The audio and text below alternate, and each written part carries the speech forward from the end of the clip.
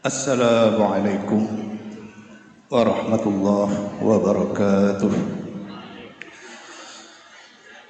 Bismillahirrahmanirrahim. Alhamdulillahi rabbil alamin. Wa asyhadu an la ilaha illallah wahdahu la syarika lah. Wa asyhadu anna Muhammadan abduhu wa rasuluh. Sallallahu wa sallam wa baraka alaihi wa ala alihi wa ashabihi wa ala tabi'in wa man tabi'ahum bi ihsanin ila yaumiddin wa sallama tasliman mazida. Amma ba'd. Yang kami muliakan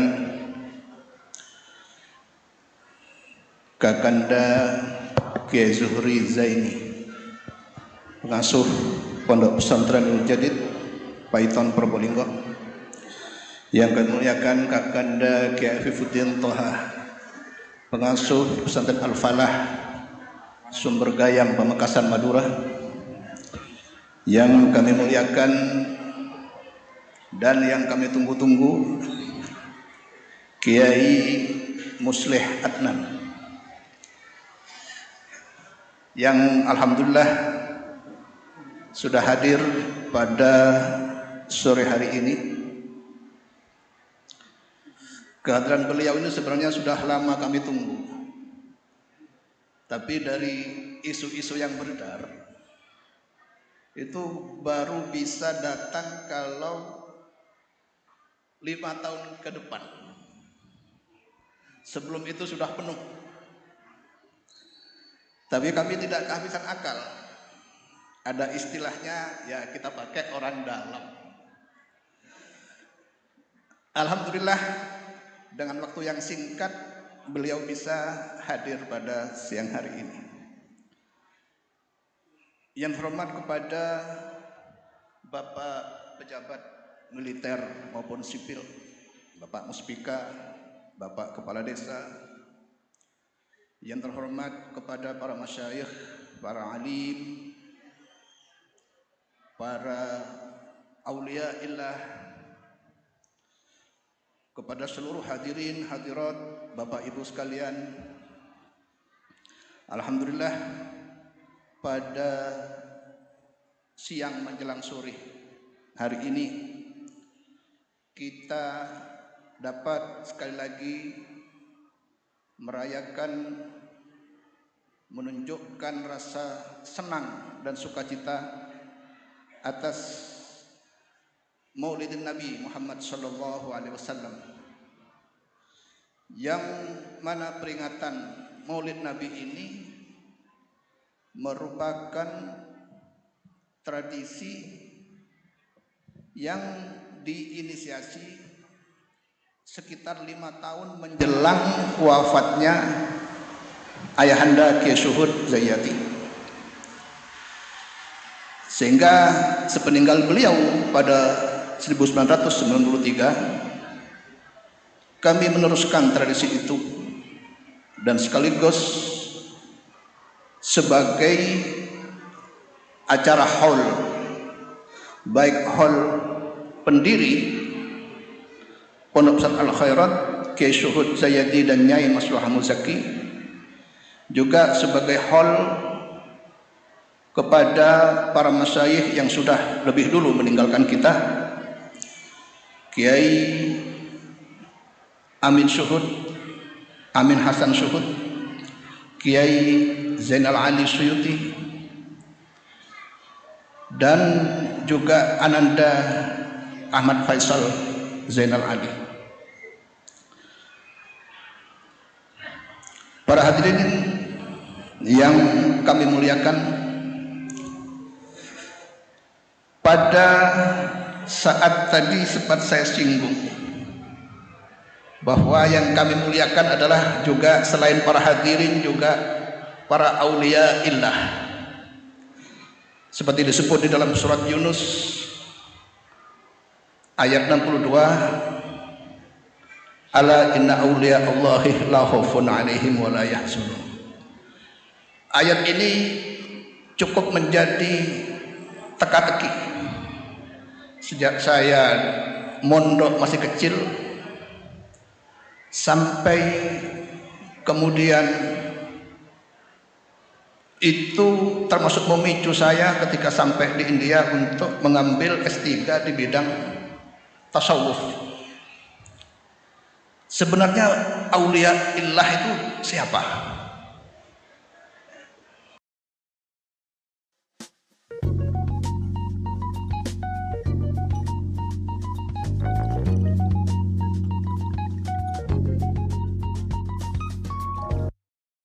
Pandangan kita biasanya yang disebut waliullah itu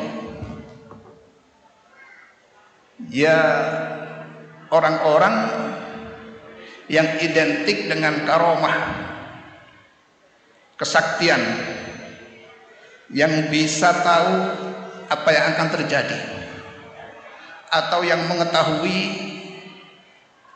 apa yang terjadi di tempat lain, atau yang menurut cerita tempatnya ada di Karangsuko tapi sholatnya ada di Mekah. Sebenarnya betul nggak seperti itu? Waktu itu ketika saya masih di tanah air, sangat kekurangan literatur, sehingga kita tidak bisa memverifikasi sebenarnya betul nggak seperti itu. Karena itulah pemahaman yang kita pahami.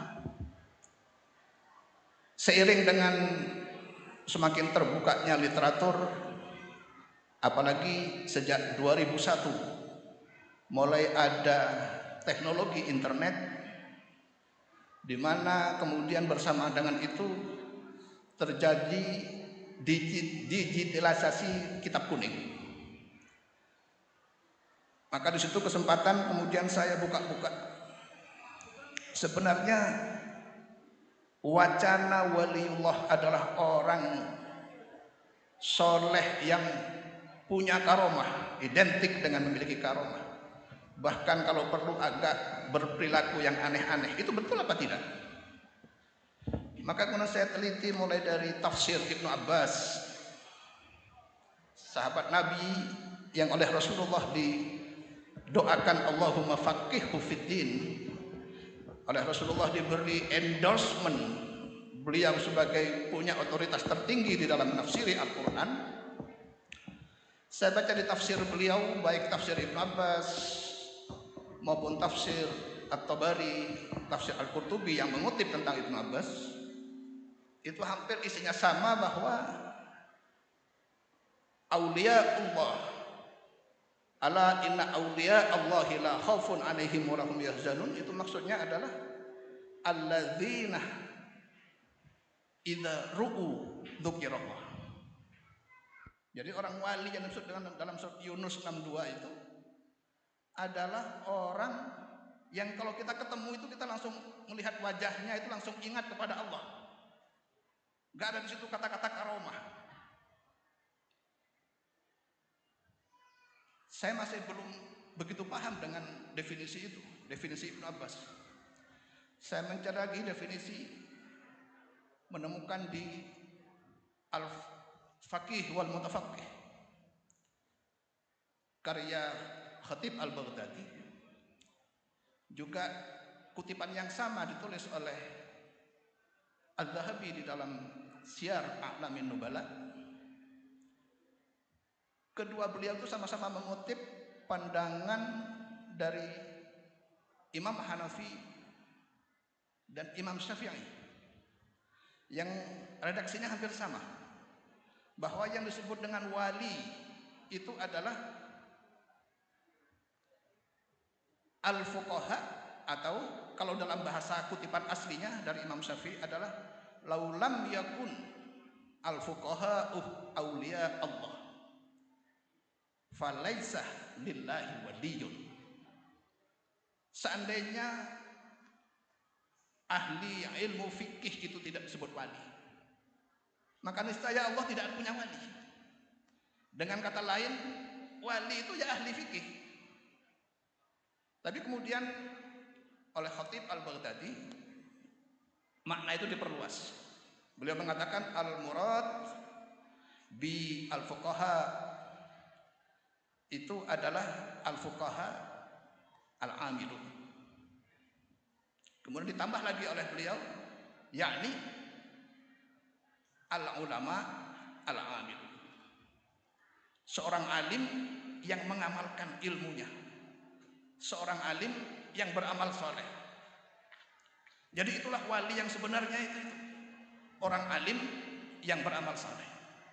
Jadi bukan orang yang berperilaku aneh-aneh dan memiliki kanuragan-kanuragan kesaktian-kesaktian, bukan itu. Kalau demikian maka saya sangat setuju itu. Saya tidak lagi penasaran dengan istilah wali. Sebab apa? Sebab kalau kita teliti Quran secara keseluruhan,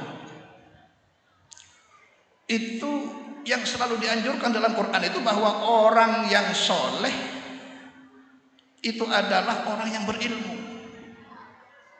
Tidak ada di situ istilahnya harus mempunyai kesaktian, itu enggak ada. Yarfa'illahu alladzina amanu, al-anbiya ayat 7. Walladzina utul ilma darajat sebagai contoh. Kemudian di tulisan di belakang ada istilah innama yakhsyallaha min ibadihi al-ulama. Yang takut kepada Allah hanyalah seorang ulama. Maka ketika dengan demikian ada orang yang bertanya kepada saya, apakah Kiai Suhud itu waliullah? Maka saya jawab, Kiai Suhud sebagai seorang al-alim al-amilun itu waliullah. Tapi Kiai Suhud kalau dilihat, umpamanya ada sebagian orang melihat memiliki hal-hal yang khariqul adah, itu bukan karena itu waliullahnya, itu suatu hal yang berbeda. Jadi waliullahnya Kiai Suhud itu karena beliau al-allamah dan al-amilin bi ulumi. Oleh karena itu maka ini nyambung kepada sikap dari para keponakan beliau. Alhamdulillah ini tahadus bin ni'mah bahwa Kiai Suhud itu di kalangan Pamekasan, Bata-Bata, Banyuanyar itu termasuk orang yang dikenal dengan kealimannya, dengan ilmunya. Sehingga saya mendengar dari salah satu keluarga Banyuanyar yang namanya Kiai Abdul Khalik Bedawi, itu ada cerita keponakan beliau, putranya Kiai Ahmad Mahfud, pengasuh Pondok Bata-Bata yang sudah almarhum. Beliau ketika ke Mekah itu mengatakan, engkau mentak tele alem yang aman suhud tak mau lihat dari Mekah. Jadi Kiai Suhud itu menjadi standar keilmuan di antara ponakan-ponakan beliau. Nah, dari situ kemudian kami di sini, beliau sebagai pendiri Pondok Pesantren Al Khairat memiliki tanggung jawab dan tantangan. Karena apa? Karena kalau Kiai Suhud seorang alim allamah, seorang alim allamah itu baru dianggap sukses sebagai orang alim apabila juga mencetak orang alim, santri alim yang sama, atau kalau bisa melebihi daripada beliau. Oleh karena itulah maka pada kesempatan hari ini dalam rangka mencetak al-alim al-allamah, atau dalam bahasa sekarang itu, dalam bahasa Al-Khairat yang sekarang itu mencetak ulama yang ilmuwan, maka pada kesempatan hari ini kami juga memiliki suatu program, yaitu bagaimana supaya para santri Al-Khairat itu selain alim dari segi agama, tapi juga ilmuwan secara akademis. Hal ini untuk sekaligus untuk menjawab tantangan tadi, bahwa seorang alim yang sukses adalah apabila dia bisa menelurkan orang alim yang sama atau bahkan melebihi. Imam Malik dianggap sukses menjadi seorang alim ketika beliau melahirkan ulama yang sekaliber Imam Syafi'i. Imam Syafi'i disebut sukses sebagai orang yang alim alamah ketika beliau juga melahirkan seorang yang sangat alim pada Imam Ahmad bin Hanbal. Maka kita dalam rangka menuju itu sesuai dengan tantangan zaman. Zaman sekarang itu yang diperlukan bukan hanya ulama, tapi juga ilmuwan. Hal ini maka dari tantangan tersebut kita berencana bagaimana supaya Santri Al-Khair itu selain alim di bidang kitabnya, dengan ada program madrasah diniyah tingkat sanawi dan ada program Ma'had Ali. Ini Ma'had Ali non formal ya, bukan Ma'had Ali yang mengikuti kurikulum pemerintah, di mana madrasah diniyah ini merupakan program wajib yang harus diikuti oleh seluruh santri tanpa terkecuali, termasuk santri tahfidz. Di madrasah sanawi itu yang sudah lulus tingkat sanawi, dan alhamdulillah selama 30 hari aku mengikuti diet challenge ini, aku berhasil turun 10 kg. Jadi aku turun. Itu berarti mereka khatam Alfiyah dan khatam Fathul Mu'in. Sedangkan lulus Ma'had Ali selama 4 tahun itu menghatamkan kitab Ihya Ulumuddin 4 jilid, yang kedua menghatamkan Rawa'iul Bayan fi Tafsiri Ayatil Ahkam 3 jilid, yang ketiga menghatamkan Ibanatul Ahkam Syarah Bulughul Maram 2 jilid, ditambah dengan menghatamkan Jam'ul Jawami Tajuddin As-Subki, dan yang terakhir juga menghatamkan Minhajut Thalibin yang versi bahasa Inggrisnya. Jadi untuk lulusan Ma'had Ali insya Allah sudah terpenuhi disebut sebagai ulama. Namun untuk terpenuhinya disebut ilmuwan itu kan harus setidaknya lulus S3, sudah doktor. Kendalanya adalah ada sebagian santri potensi yang memiliki prestasi baik dalam bidang diniyahnya maupun juga formalnya, namun terbatas oleh biaya. Maka oleh karena itu tahun ini bertepatan dengan peringatan Maulid Nabi dan haul masyayikh khususnya Kesud Sayyadi, kita buka program pemberian beasiswa kepada para santri yang sedang atau akan studi di program doktor atau akan atau sedang studi di program magister atau S2. Dan kita harapkan yang kita prioritaskan adalah yang dapat beasiswa itu santri yang sudah lulus Ma'had Ali atau sedang dalam proses Ma'had Ali. Karena sesuai dengan slogan tadi, ulama dan ilmuwan. Yang kedua, yang kami utamakan yang akan mendapat beasiswa itu adalah apabila jurusan yang diambil itu jurusan umum, sains. Itu sebagai prioritas utama. Adapun nanti kalau lebih jatahnya, kuotanya akan diberikan kepada yang mengambil jurusan agama. Kenapa demikian? Karena kita ingin santri itu memiliki daya saing ketika tiba di dunia luar. Yang namanya daya saing berarti harus sama dengan yang ada di luar. Mayoritas orang di luar itu ngambil jurusan umum, maka santri juga harus mengambil jurusan umum. Dan itu tergambar di dalam keadaan di kementerian. Di kementerian pemerintahan itu kan yang Kementerian Agama itu sekarang cuma 2, Kementerian Agama dan Kementerian Haji dan Umroh. Yang berarti itulah jatah untuk akademisi yang jurusan agama. Sementara yang sisanya itu kan kementerian-kementerian bidang umum, PUPR, keuangan, ekonomi, teknologi, dan sebagainya. Maka santri yang sekolah kuliah S2, S3 itu harus mewakili proporsi di kementerian itu.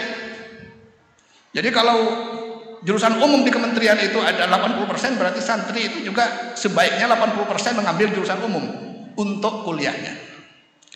Maka alhamdulillah tadi ketika saya memperkenalkan program ini, program 100 beasiswa doktor dan magister untuk santri Al-Khairat, kebetulan saya memberitahu hal ini kepada beberapa alumni, Haji Samsul, Haji Ma'ad, juga kepada Hafid.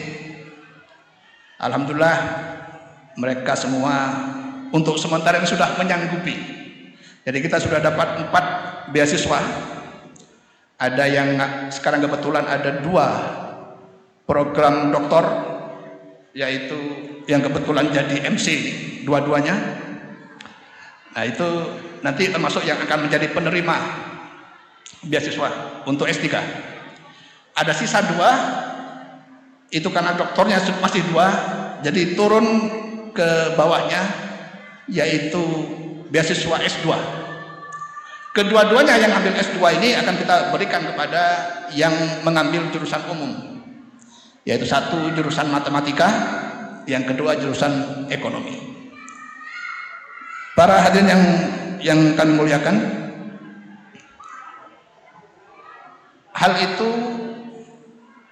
semoga ini nantinya mungkin ada bapak dan ibu-ibu yang ingin juga menjadi donatur untuk beasiswa ini, nanti silahkan meminta brosurnya kepada panitia. Perlu diketahui bahwa beasiswa ini ada 3 ya, ada 3 model.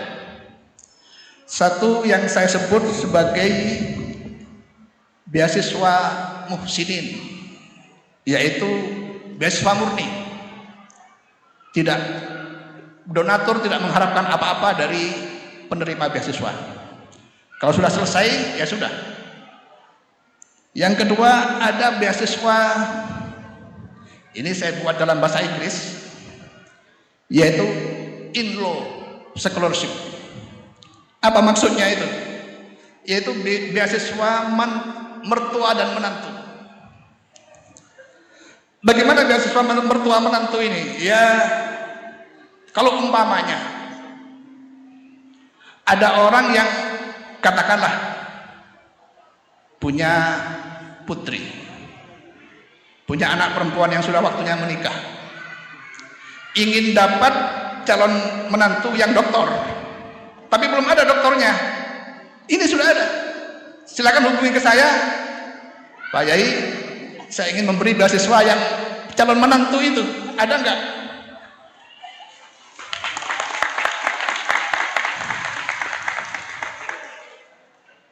Kalau saya jawab ada, maka silahkan dipertemukan calon-calonnya itu, kalau cocok diteruskan. Nggak perlu sekarang, nanti kalau sudah waktunya, dan itu tidak perlu putrinya ya, bisa juga keponakannya atau cucunya, dipersilahkan. Ya umpamanya ya, Kiai Musleh, mohon maaf, umpamanya 3 tahun lagi, nelpon saya, beasiswa sekarang ke mantoh. Engki guys, kali 2 melek saya di rumah. Jadi kira-kira ini termasuk beasiswa yang win-win solution, sama-sama dapat dan sama-sama menguntungkan. Kemudian yang ketiga ada jenis beasiswa yang bahasa Inggrisnya itu adoptee scholarship, yaitu beasiswa anak asuh. Nah, untuk anak asuh ini kita bebaskan kepada pemberinya untuk menentukan. Kriterianya juga tidak harus S2 atau S3. S1 juga boleh. Nah ini juga sudah ada yang mesen. Ada salah satu wali santri yang dari New York, Amerika Serikat. Beliau memondokkan anaknya di sini, santri dewasa 3 bulan atau 4 bulan, dan kemudian beliau berpesan, saya ingin membiayai santri yang hafal Quran, akan saya biayai untuk kuliah di Azhar, Mesir. Santrinya sudah ada, maka silahkan jurusan apa programnya S1. Nah itu termasuk yang istilahnya beasiswa anak asuh. Beasiswa anak asuh ini kenapa disebut anak asuh? Karena ya seperti anak, bukan hanya biaya sekolahnya aja yang dibiayai, biaya berangkatnya ke Mesir juga dibiayai, biaya buku-bukunya, termasuk biaya makannya selama tinggal di sana akan ditanggung oleh orang tersebut. Ini termasuk biaya program beasiswa anak asuh. Nah, dengan demikian, lalu apa keuntungan dari Al-Khairat? Tidak ada keuntungan. Keuntungannya adalah ya tadi itu. Kalau memang Al-Khairat bisa mencetak santri-santri yang pinter-pinter, alim, ulama dan ilmuwan, maka itu termasuk akan menjadi kesuksesan dari pendiri, yaitu Kyai Suhud, yang bisa mencetak beliau alim, alamah, dan bisa mencetak orang alim dan alamah juga.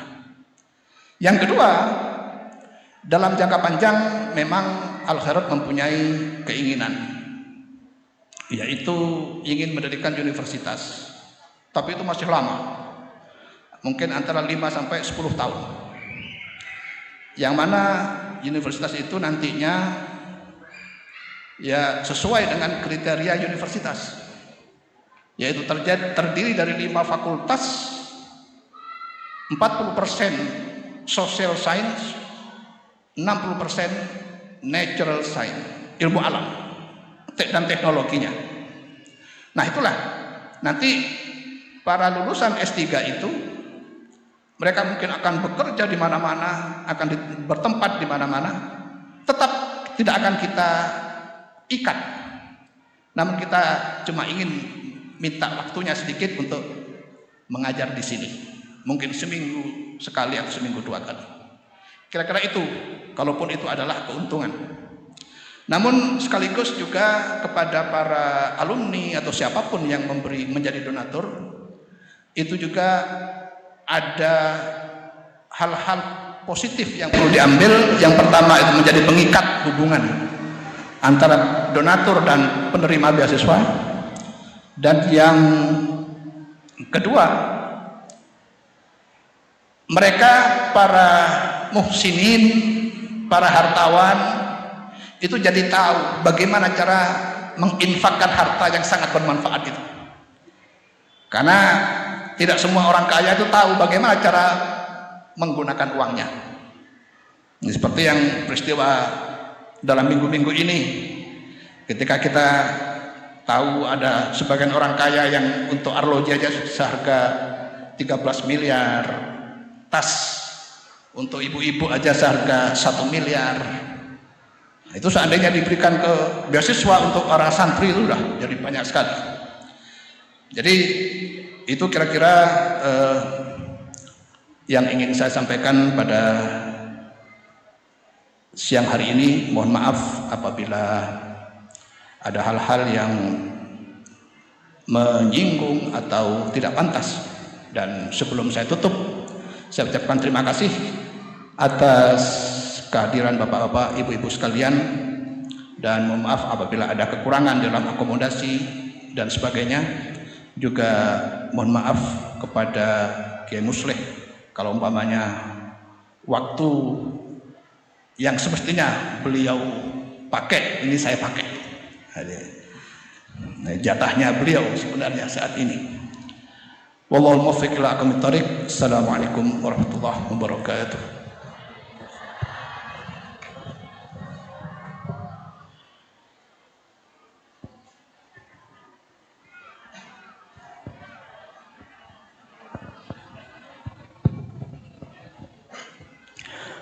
Terima kasih kami sampaikan Semoga apa yang telah disampaikan oleh beliau dapat menambah wawasan, cakrawala keilmuan, dan bermanfaat bagi kita semua.